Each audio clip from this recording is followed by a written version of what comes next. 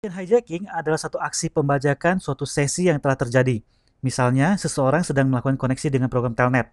Hacker kemudian bisa mengambil alih koneksi tersebut. Selanjutnya, apa yang dilakukan oleh hacker akan dianggap seakan-akan dilakukan oleh komputer korban. Serangan semacam ini sangat berbahaya, karena dengan mengambil alih sebuah koneksi, hacker tidak perlu lagi mencuri username ataupun password dari korban. Hacker bisa melakukan apapun yang dilakukan oleh korbannya. Pada demonstrasi kali ini, saya akan menggunakan 3 komputer. Pertama adalah mesin korban yang menggunakan alamat IP 192.168.200.1. Kemudian saya mempunyai lagi satu mesin Windows 2003 yang mempunyai alamat IP 192.168.200.3. Pada Windows 2003 ini menjalankan satu services telnet. Jadi komputer korban bisa melakukan administrasi server ini melalui command prompt. Saya akan menunjukkan bagaimana komputer korban bisa melakukan administrasi dengan program telnet. Pertama, tentu saja Anda harus menjalankan service telnet. Caranya sangat mudah. Di mesin 2003 ini, saya masuk ke administrative tools, kemudian di bagian services, di sini terdapat satu services telnet.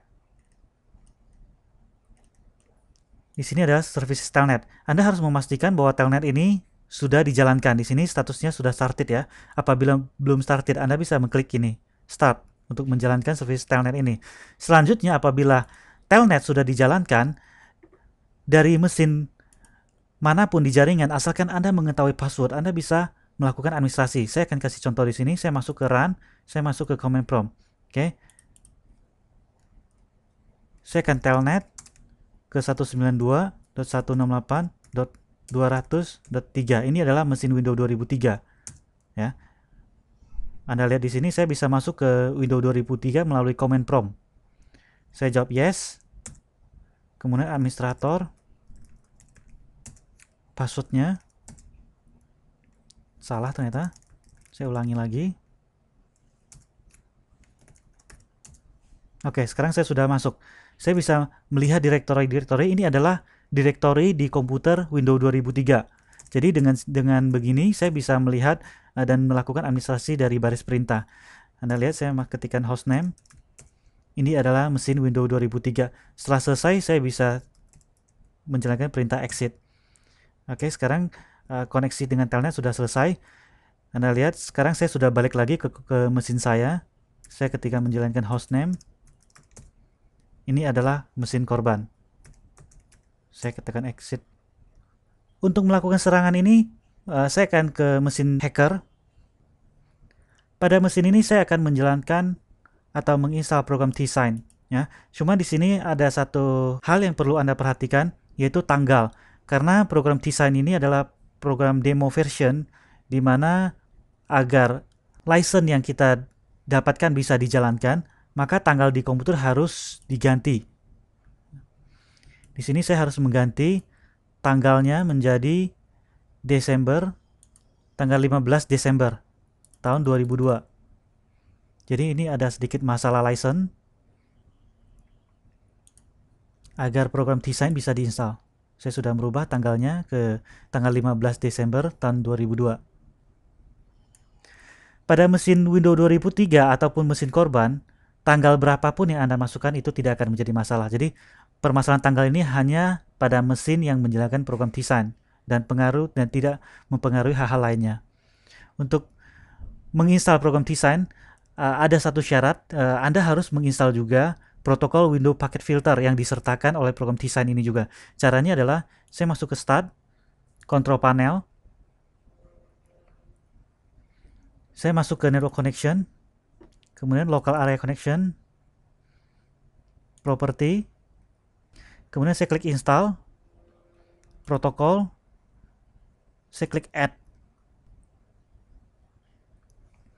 Oke, sampai tahap isi di sini saya klik Have This.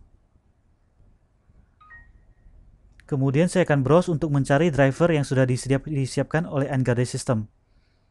Saya masuk ke desktop, T-Sign, WPF. Saya klik OK. Di sini Windows Packet Filter yang kita butuhkan untuk menjalankan program T-Sign. Oke.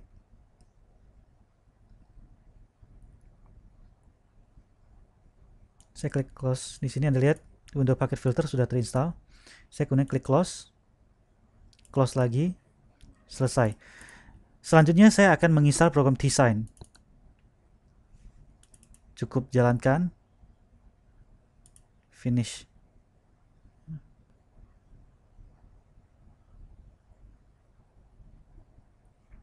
Next, yes, next lagi, next lagi.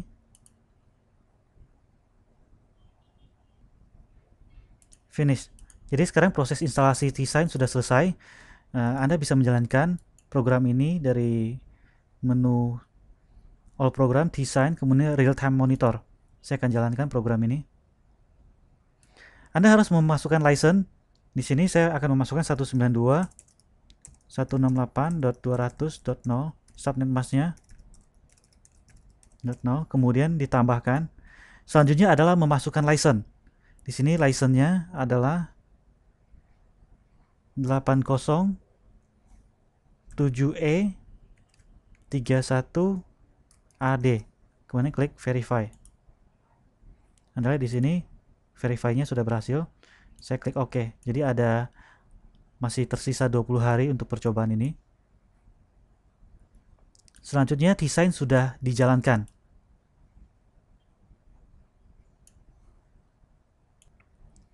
Selanjutnya hacker tinggal menunggu suatu koneksi yang terjadi, kemudian melihat koneksi itu apakah ingin diambil alih atau tidak.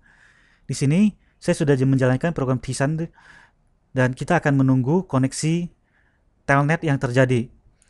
Pada mesin korban saya akan mendemonstrasikan, saya akan menjalankan program telnetnya lagi. Di sini kita anggap korban akan segera menjalankan program telnet.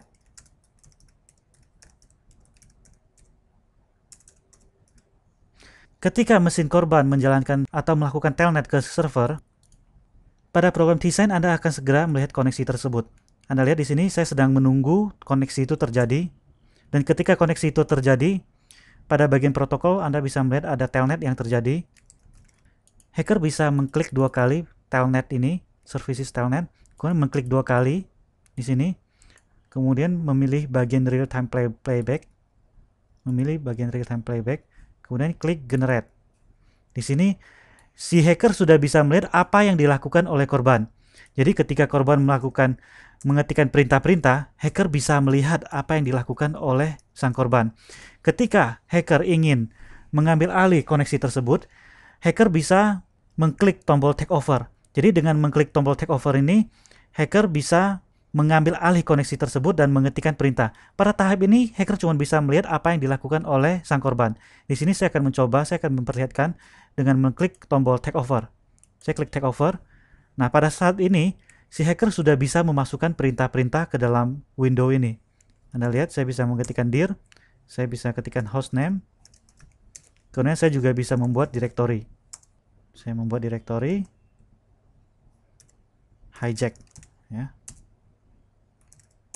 Di sini terlihat bahwa saya sudah bisa masuk ke server dan melakukan segala aktivitas yang bisa dilakukan oleh sang korban.